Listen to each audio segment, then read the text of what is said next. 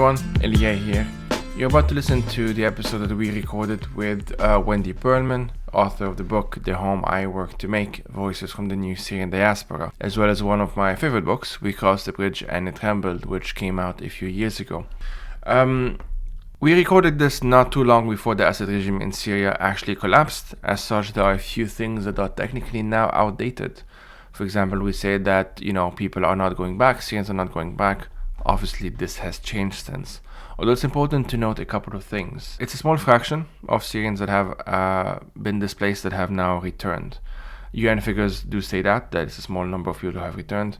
One of the main obstacles to people going back is because they are worried that they will lose their refugee and or asylum status in Europe, especially as it is very uncertain to this day what the future holds in Syria. People are very uncertain about what they would be returning to in Syria because of the devastation and, whether things don't work out for various reasons. Whether this could also mean that they would lose their status in Europe. Now, Turkey has issued some declaration that will allow Syrians to return to Syria without losing their status in Turkey, which seems to be a positive step and, the kind of model that would be ideal to see in other places. It's just that as of now, this is not the case.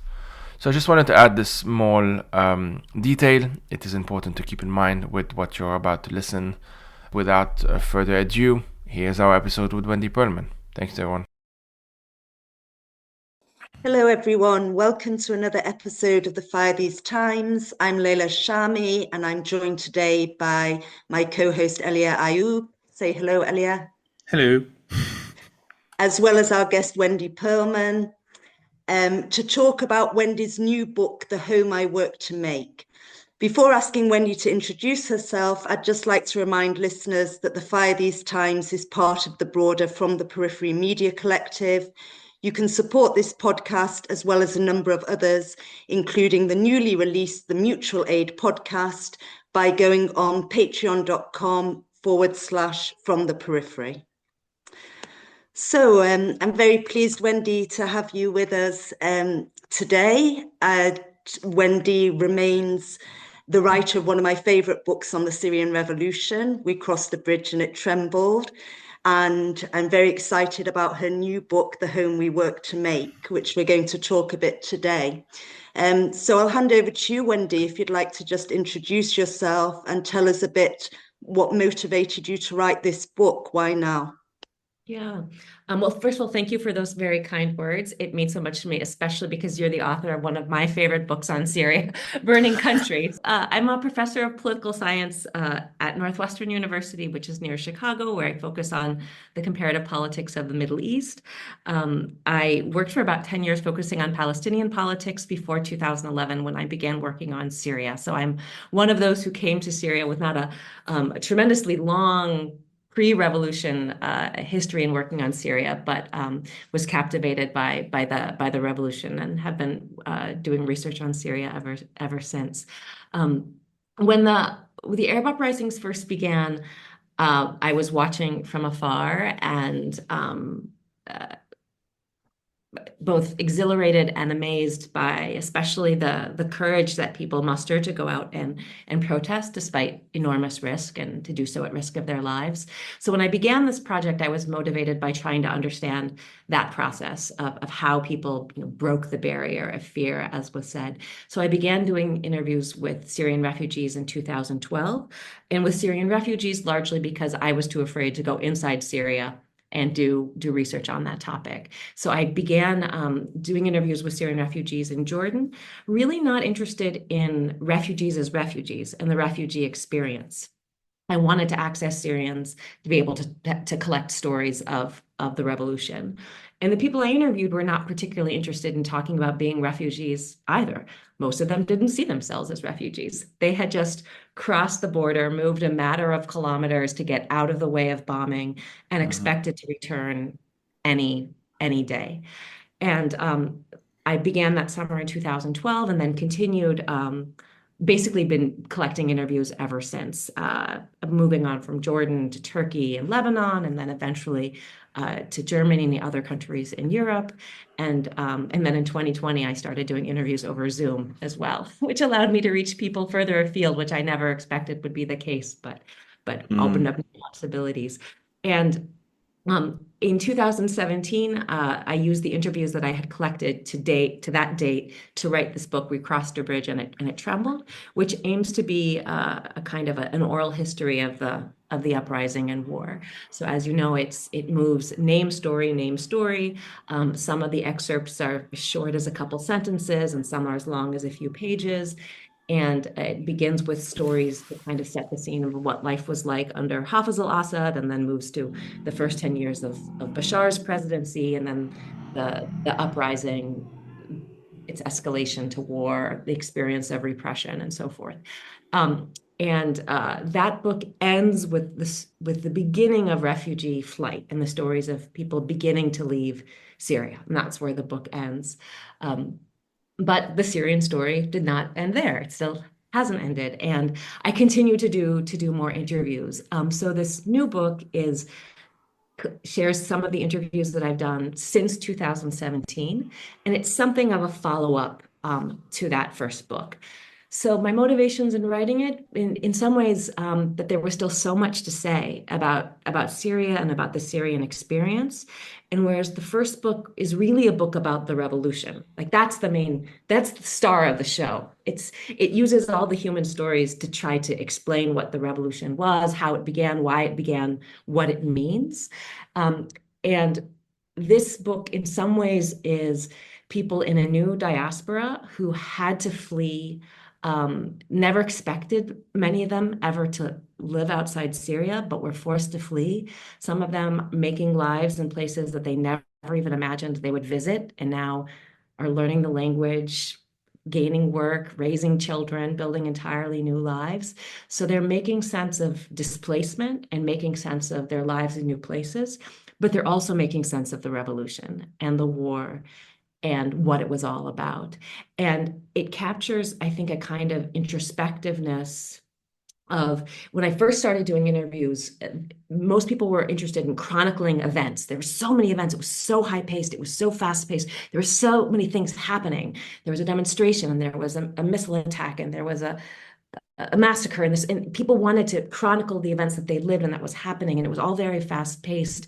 And with time, I could see people in talking about their lives, there was sort of a slower pace.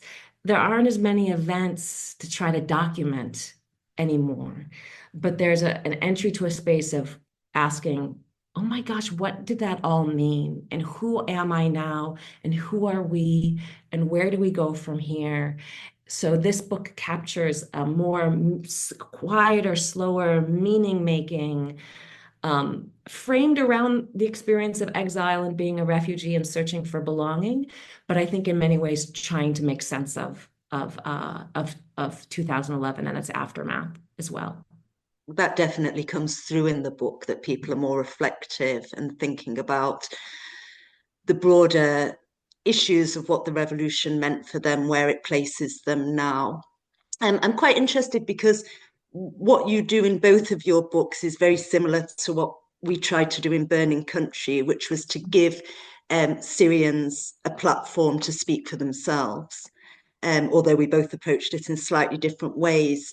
When you wrote your first book, it must have been around the same time as I was doing research for Burning Country, and people were desperate to tell their stories because they weren't being heard. All of the media was about the conflict or Islamic extremism or military intervention. There was nothing actually asking Syrians, what did this mean to them?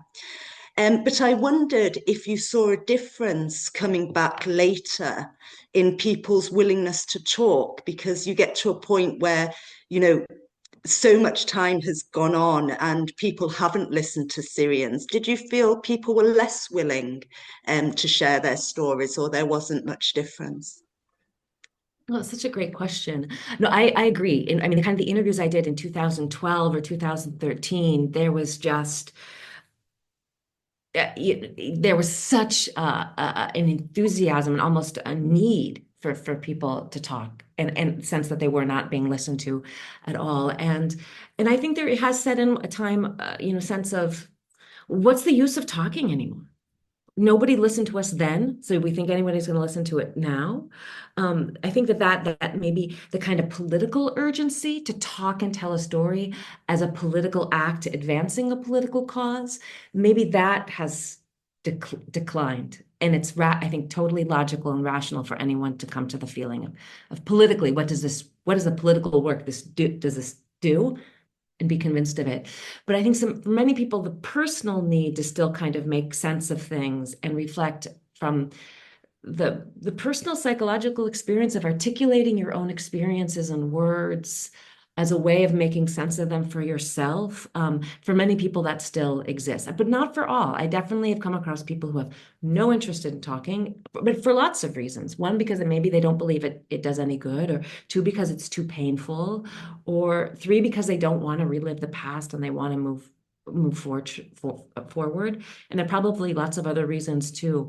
And I always think of it as, there are millions and millions of Syrians, and some might want to talk and some might not want to talk.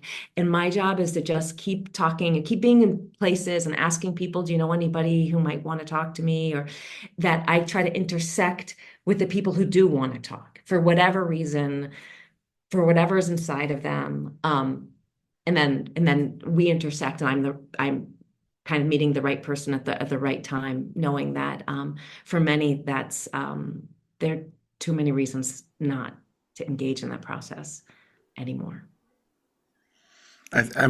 For me, quickly, what impacts me with books like the two that you've written in a different way than the one that Layla co-wrote, since I have both of you here, is that it's almost like the Layla's book with, of course, Robin Yassin Kassab, Burning Country, appeals to, like, if someone asks me, I don't know where to start, I don't know what's happening, what should I do? Instead of sending them Wikipedia or whatever, which has a lot of issues, I send them this very well-crafted book from beginning to end.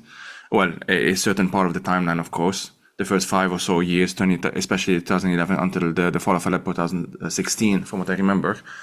But then there's almost this like additional need, like, okay, well, now I know intellectually, I get the gist of it, but what does it mean, or how does it feel? Of course, you do get this in Burning Country as well, but there's something very powerful, which is having testimonies as they are.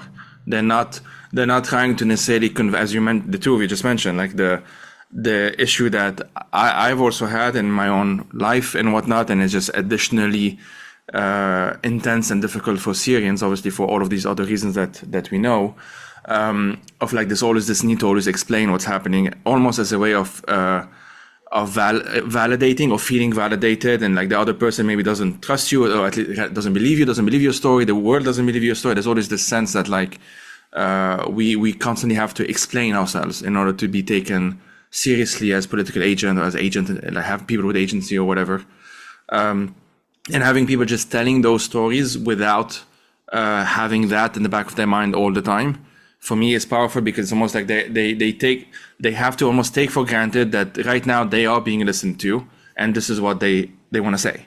And this is, this is why like the two together, especially those two styles, if you want, those two focuses are so powerful together. I totally agree. The books are great compliments. Yeah. And each different things, and yeah, go out and get them both. Read them in any order you want. Read them both. One thing I find really amazing about your books, Wendy, is the way that you manage to tell a coherent story from start to finish, just through the testimony, without providing, at the beginning of each chapter, there's a small introduction, but it really hangs together as, from start to finish. You follow the story, you understand what's happening, you understand the journey that people are coming on, and that's quite remarkable to get that. Thank you so much. That's where the kind of art of where we get to be authors. I think all of us are here as political people who are doing this work as a part of a political commitment, but there's also the authorship and the artistry of where you get to be creative and you get to think about how to weave a narrative together, and how a piece of writing can be moving and impactful and engaging. So it's nice to be able to engage that part. And as you know, that's a lot of trial and error. So for me, it was a lot of, because this book has 38 speakers, and it's organized in 7 chapters, beginning with a chapter called Leaving, which starts with stories of leaving Syria and then leaving again, capturing the experience of a second or a third or fourth displacement, and then goes through these sort of stages of searching for home or losing home, finding home, rethinking about home. So it was a bit difficult to think about how to make a kind of coherent narrative out of something that's so abstract like home. The first book was easier. There's a very clear timeline and narrative to the uprising. Your book has the same narrative arc. Mine does. Every book about Syria has there's certain stages that like anyone, as Ellie is saying, anybody who wants to come and understand what it's all about, these are the step-by-step stages that you go through. The second book, more abstract, almost sort of more philosophical in some way about the experience of home, did not have an obvious arc, an obvious sequence, an obvious of where do you have a reader begin and where do you take them along the way and where do you want them to go? Yeah, it's not linear in many ways. Yeah. I mean, I wanted to express, or to convey people's stories and reflections on the meaning of home, and home both in, the sort of the physical sense of people who had to flee their homeland due to violence and persecution, and now are trying to build new lives in other places, but also home as a metaphor for finding peace in the world, finding meaning in the world, finding belonging, and a kind of what can anchor you in a world that has been so shattered by violence. So there's home in a quite existential sort of sense too. So how to weave that together in a coherent story? It took a lot of trial and error. There are these 38 speakers, and some appear in multiple chapters, some appear only once. And in writing it was a process of maybe putting in a story here, it doesn't really fit, cutting it in half, and putting part of the story in one chapter and one in another chapter, and putting people in and out, with sort of to see how it could kind of hang together best. And you just hope a reader flips from one page to the next and wants to keep flipping, but also doesn't feel confused by it all. I mean, one of the main themes that comes through from the book is resilience. People have gone through so much horror in their own country, then they're faced with separation as they get forced from their home. And then they get to a new country and they're faced with administrative procedures, learning a new language, racism. I mean, it just amazes me how people have the strength to continue. What do you feel about that, Wendy, from talking to people? Yeah, 100%. I think it's a beautiful way to the first kind of sort of theme to pull out. And what I think is so so it's so deeply troubling and frustrating is that for many people in host countries that are receiving refugees and migrants, they see only that latter stage. And then they're not even appreciating how difficult all these incredible challenges are: language, paperwork, reinventing oneself professionally, finding housing, navigating hostility in the local society, navigating a new economic labor market. So people don't often see how difficult those challenges are. But even if they do, are they appreciating that this is like stage 20 in a person's in what they have already developed resilience in? So I think so many kind of conversations about refugees seem to almost begin as if when somebody's life crosses the border, then they are this thing called a refugee, and they have all of these difficulties. But to situate that stage of a journey in these many stage journeys that go back much further into what people experience in their home country, really makes one kind of in awe that people can even find it within themselves to get out of bed each morning and climb another mountain, of people just wanting, some circumstances of life where they can live with dignity and the most basic freedom and dignity of just being humans, to be able to decide their own fate and be whoever they want to be, and how much struggle there is to and how many barriers people have to overcome. I'm in awe. I'm just in awe of what people do and continue to do, and how so much of that struggle is just not seen and appreciated. I mean, I wish the people that read your book were the people that against immigration or anti-refugees, but I suppose it's not the book they're going to pick up to read, but exactly to get that, to see what challenges people have overcome to get here. It's yeah.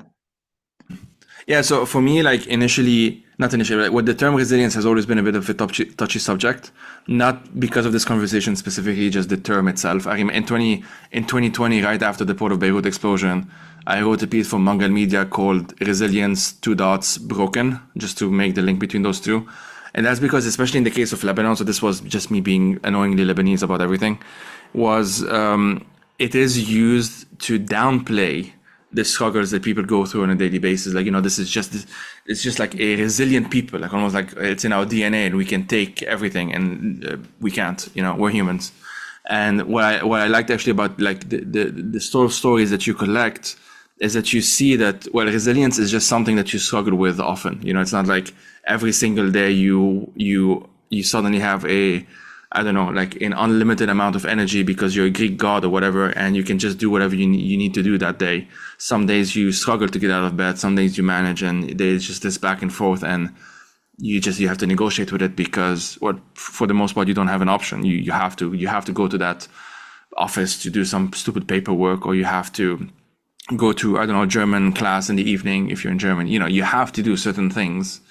And so sometimes the resilience kind of follows rather than like you have to, and then you find yourself resilient because you have to. And, it's this back and forth basically. And I like that it comes across that way.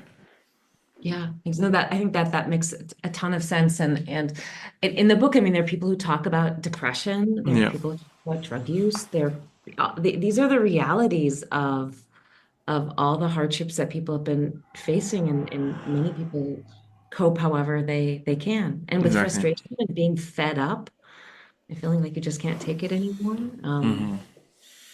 Yeah, for me, like, but people are human, and humans have limits.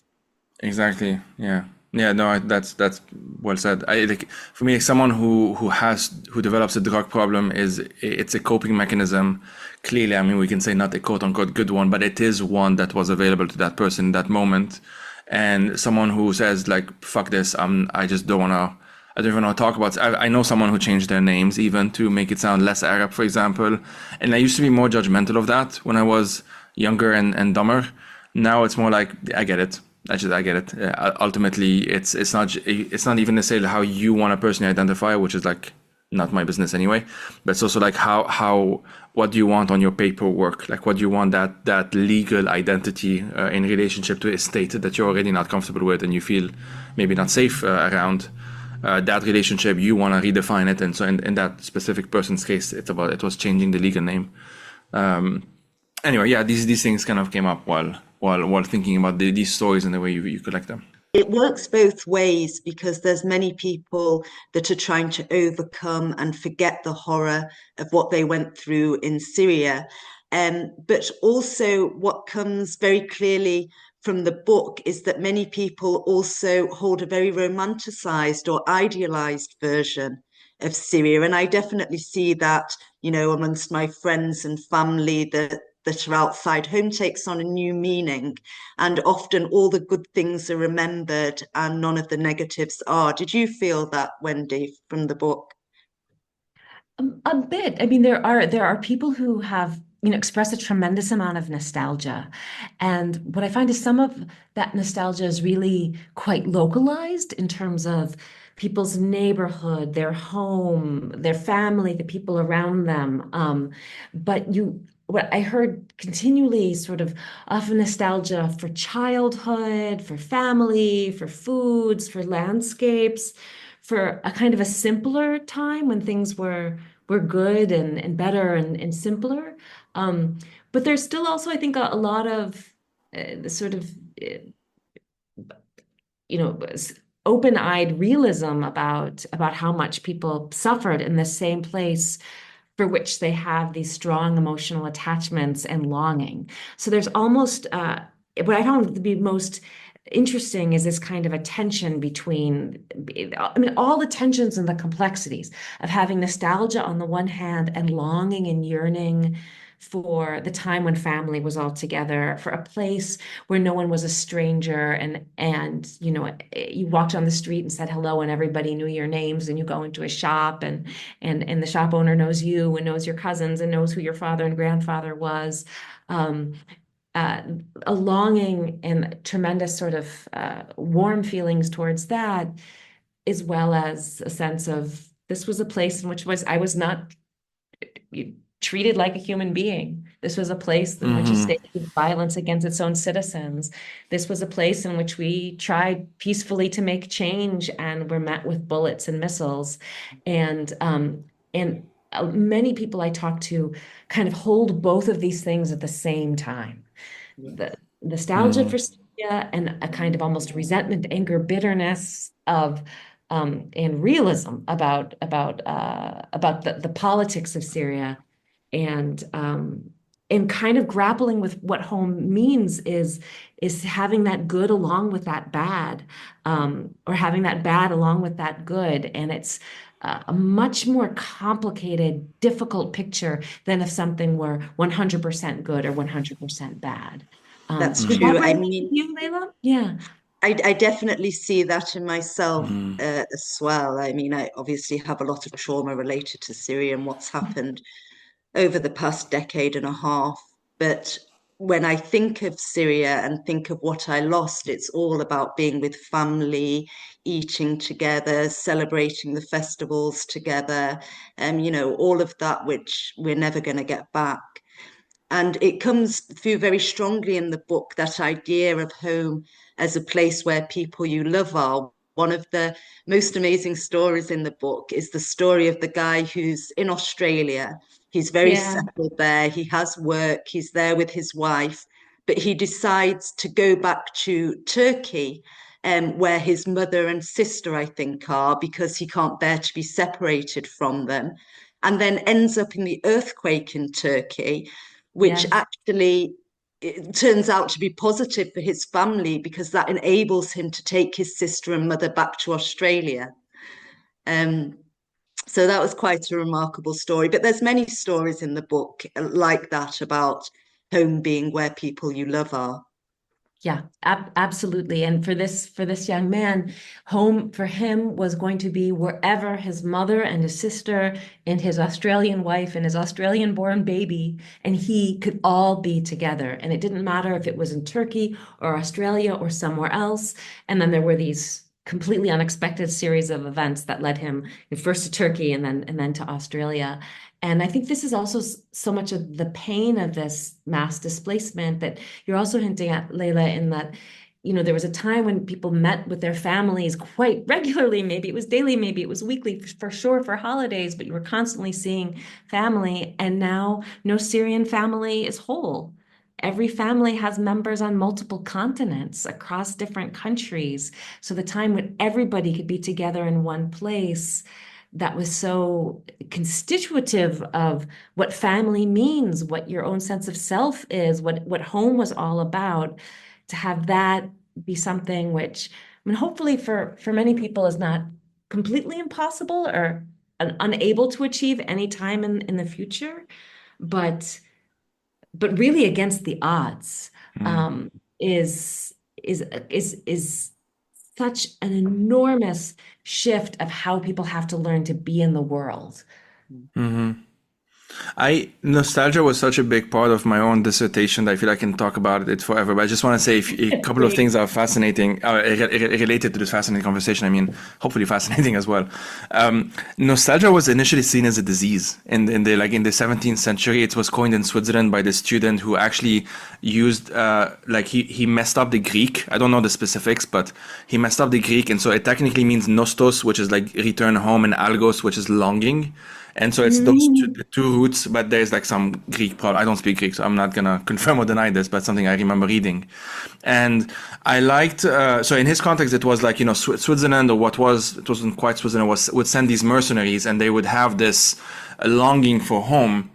And it was seen in as a problem, probably for their bosses, especially. Like they kept on romanticizing home, how they missed the homeland, they missed the mountains, they missed all of that, and it was literally seen as a curable disease. Like you would have to take opium and probably leeches and whatever, maybe journey back to Switzerland for a bit to feel breathe in the air of the mountains or whatever. And with time, obviously, it became more sophisticated as an understanding, and I like. There's this scholar called Svetlana Boym, I believe, and she has these two definitions or two explanations of nostalgia. One, I'm not going to say negative, positive necessarily, but like with different consequences. One being restorative and one reflective. So restorative is literally like you think like the past was actually better, and you want to recreate it. And so we can see this feeding into a form of nationalism, for example. There's a certain date usually in your childhood where things were better. We see this in Europe, for example, and then it got ruined because all of those foreigners came or whatever. There's like a form of nostalgia that's restorative in the negative sense, of course.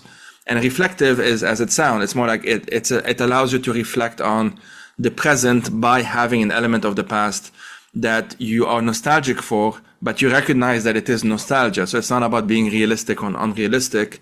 It's about like, there was something, why do I miss this? Like, why do I miss this specific thing? Even though I know, like for me, Lebanon, I miss when I was a kid, but I know objectively that this was the period between like 2000 and 1991 to 2016, 15, 16, when I first left.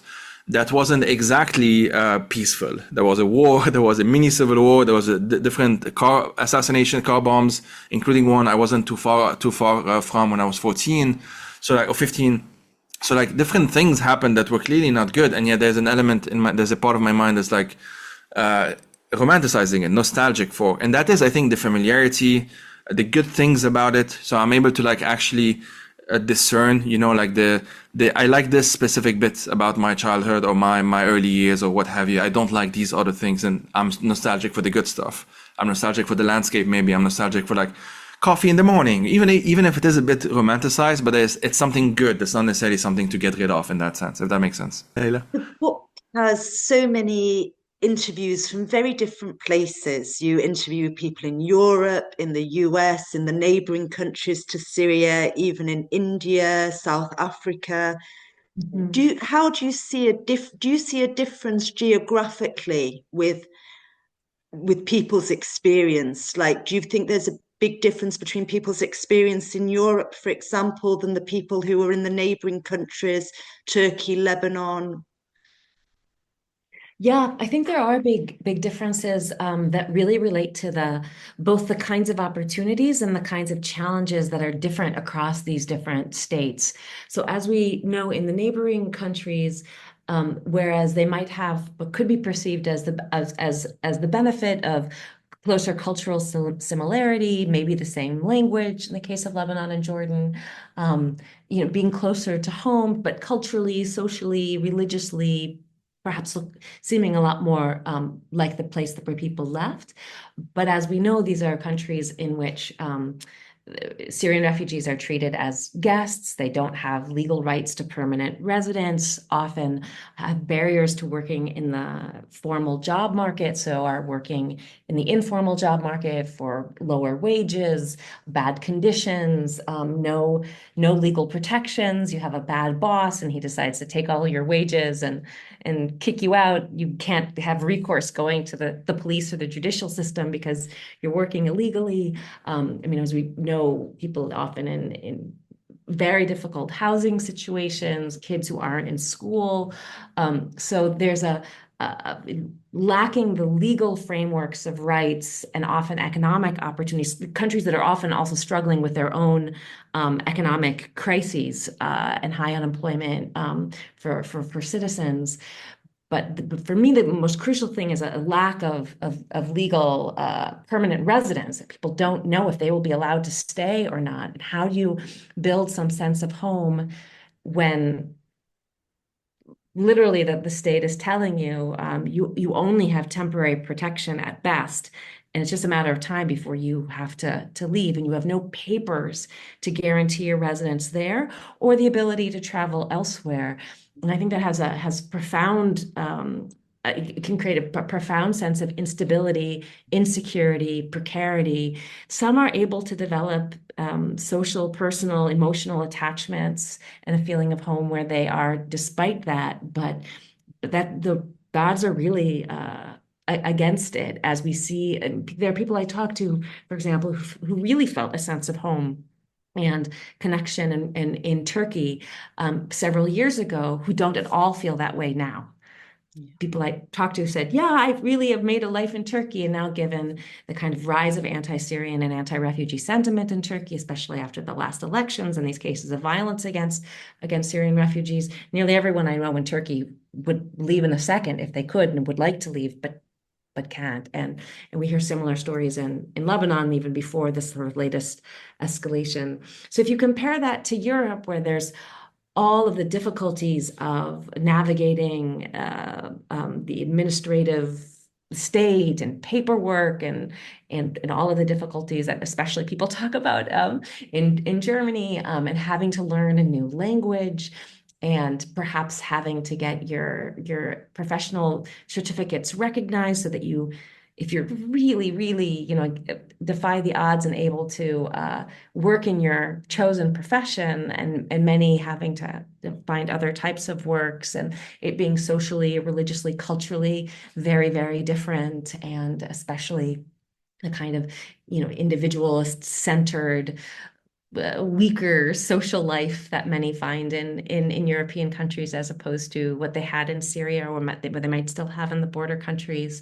But at the same time, for many at least, a pathway to asylum that can lead to legal permanent residency, and then perhaps even to citizenship. And in places that have more robust social welfare states, also states that invest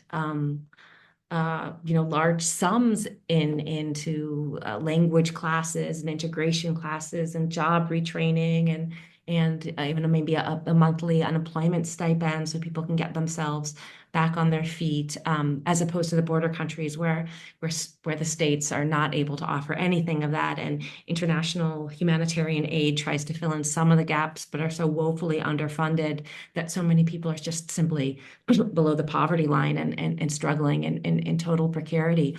So each place has different types of opportunities and benefits, but also disadvantages. And those in Europe, had many stories of people encountering racism, although there's plenty of racism and anti-Syrian sentiment in the countries on Syria's borders as well, and difficulty in navigating states and different societies and language, but ultimately being able to have some sort of paperwork.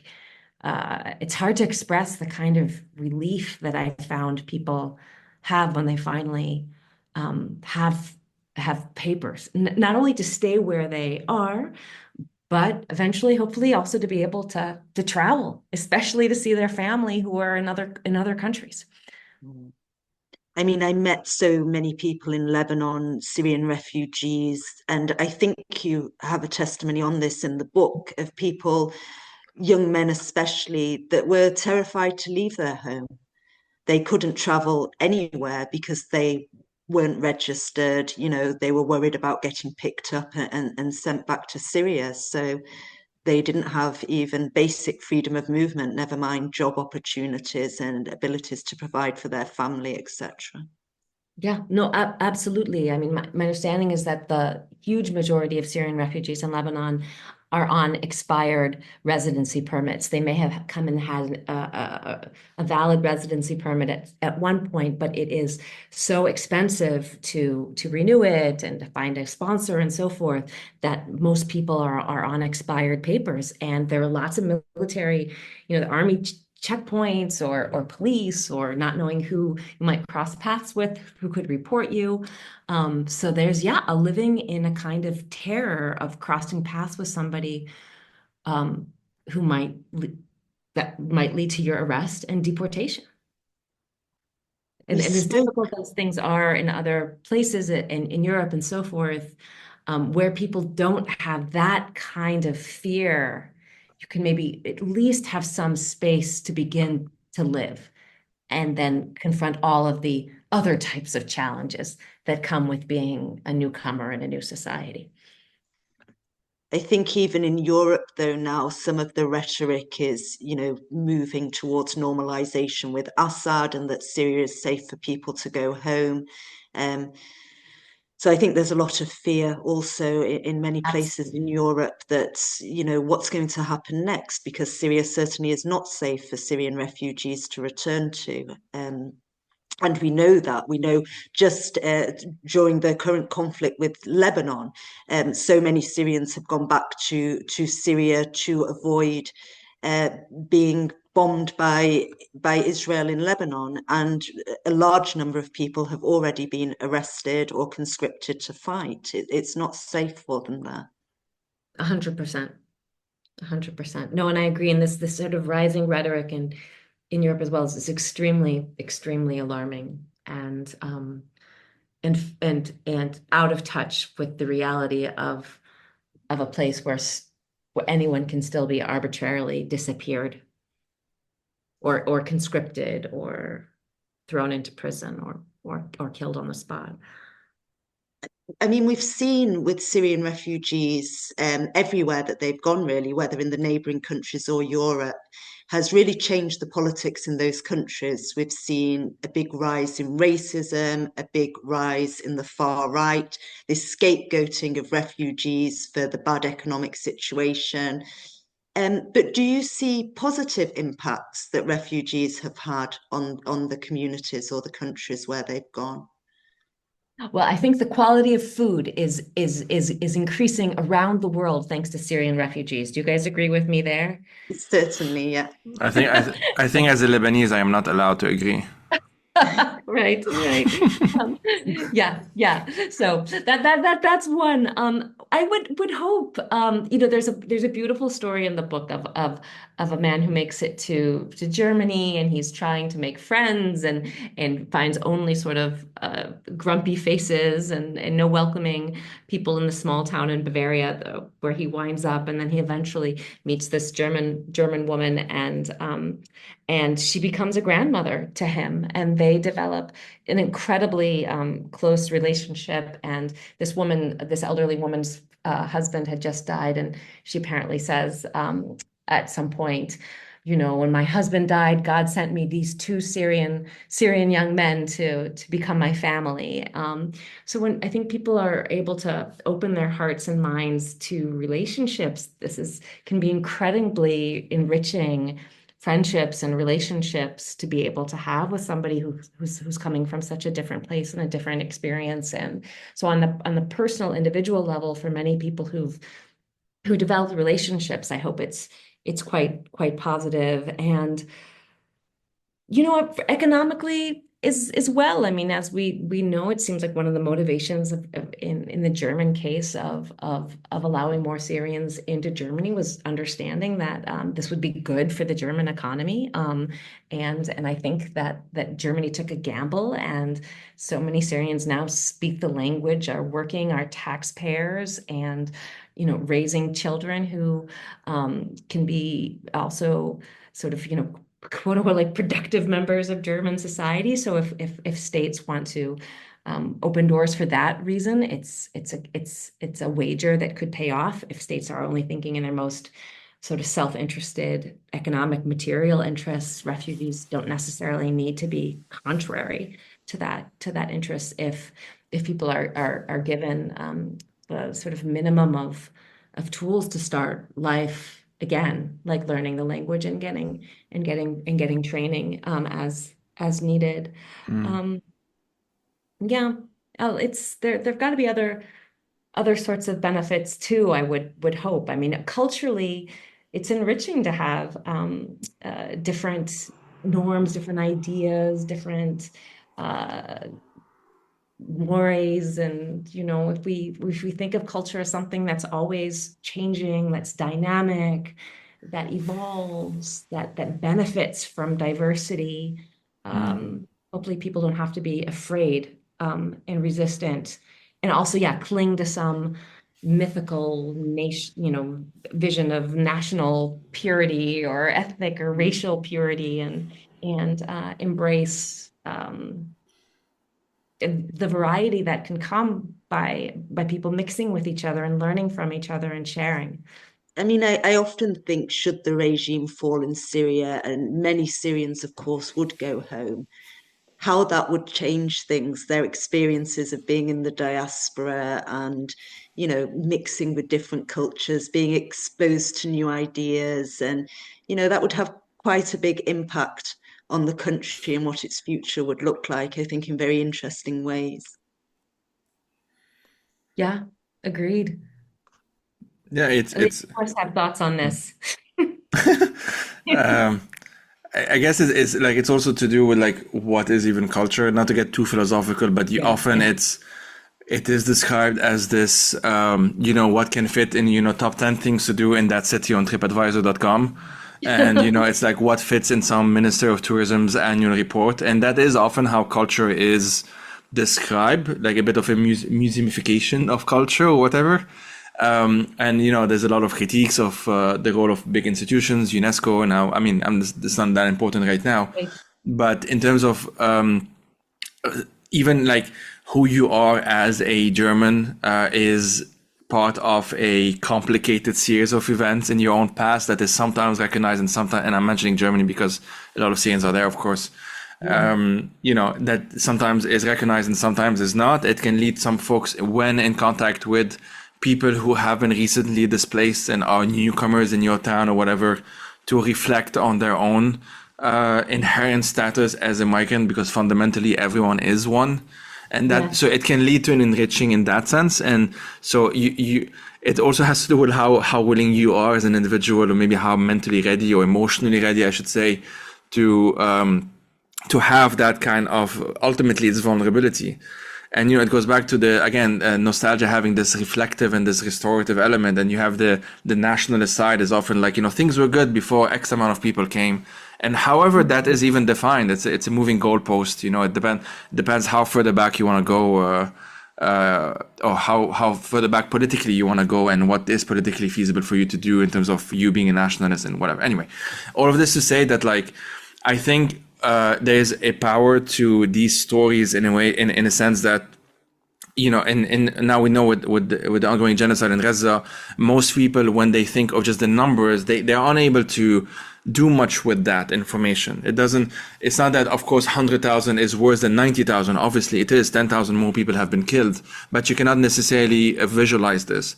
What you can do is, when you have names, and, Hind Rajab and Raif, and so on, you're able you're able to put names and able to even maybe go in their stories and what happened in their lives and whatnot, even before those last days or those last minutes before they were murdered. And that allows you to have a sort of I don't know if the term is relationship necessarily, but a growing sense of empathy with, this is not just something happening in this faraway land. This is something that affects me as a human, because those are humans going through a human experience, obviously the worst one. So I don't know, we can slowly wrap up maybe, because I feel like we've had an amazing chat already. I don't know if Leila, if you wanted to add a few things. Obviously, Wendy, if you wanted to add a few things, go for it, of course. Another theme that comes up quite a bit in the book is the idea of survivor's guilt. Yeah, good point. Because, when I moved to Scotland from the Middle East at a time when everything was very bad, that disconnect that I felt between being physically located in one place, but my heart and my spirit was connected with all the people I'd left behind elsewhere that were living, such traumatic, devastating times. I think that's something very difficult to navigate, and I think that comes through quite clearly in a lot of the testimonies, Wendy, that you collect for the book. Yeah, absolutely. And I mean, one of the interviewees puts it best when he talks about building home is also about reconciling with the past. And for him, survivor's guilt comes in the form of him literally thinking, asking himself continually, what could I have done differently? What should I have done? Could I have helped this one person? Could I have helped this other person? Did me making one decision or another, or me leaving in any way, was it in any way a part of someone else becoming hurt? So there's that real, I think the most direct sort of micro survivor's guilt of thinking about particular people or particular circumstances or times and wondering, what did I do? Did I do the right thing? Did anyone suffer because of me? Could I have helped somebody but didn't? And I think there's the more macro sense of people asking, I'm living okay. I have food, I have shelter, I have life. What do I have that other people don't have, that they are being denied right now? And why am I still alive when so many people aren't? Why did I make it out when so many people didn't? And I think, there are people in the book who say anybody who got out and survived lives with those questions. So I can't judge. I haven't had that experience, but there are people I've talked to who say that these are questions that we all carry with them, and sometimes they're more prominent, and sometimes they're less so, and maybe sometimes you find a way to cope with it, and sometimes it sort of rears its head up again, but that is a part of having survived, that having survived carries survivors' guilt. And I think that's another thing, that when people think about refugees and talk about refugees, they often miss that, of the enormity and the heaviness of what so many people carry in their hearts and their minds and their souls, even as they are also trying to navigate all of these barriers and difficulties and obstacles to just starting life again and going forward with life. It can be reflective as well. I guess survivor's guilt can be something that is ultimately used. You recognize why you're feeling it, and it's an understandable emotion. It can, of course, be all-consuming. I've certainly experienced that as well. Most recently with, because I'm not in Beirut, and so just witnessing the bombing of Beirut, literally live on Al Jazeera on YouTube, because they have the live feed there. And it's such a bizarre experience, because you would have even the feed it would cut off for like a minute to show ads, and so you would have at some point just this weird disconnect, like, am I watching a movie? Because that's how you would if you're watching a regular YouTube video on some someone talking or whatever, some vlogger or something like that. And it can be profoundly disorienting. But then there's the other side where you can use that to channel a certain rage, a certain anger. Like if I'm, or why do I get to be comfortable today, and that person whose house just got bombed or whatever doesn't? And it becomes actually weirdly like you start with yourself, because this is, we relate to the world through our own experiences. But because you recognize where you come from and the privileges that you have, or rather the misfortunes of that person or that whatever, you're able to think about it also in more political terms. Like, it's just profoundly fucked up that they also don't get to sleep tonight just comfortably. That they would have, they have to have fear because of X, Y, and Z, which you can name. It becomes less blurry, or less, less abstract. It's more concrete, like why this is happening, and there's something empowering about that. You can do something with that, in the best of circumstances anyway. Yeah. And I think that many people I talk to, there's almost this almost bewildering also sense of the arbitrariness of it all. Why did one person survive and another person not? Why did I survive and another person not? Why did one person get out and another person not? Why did one person wind up in Sweden and another person wind up in Jordan?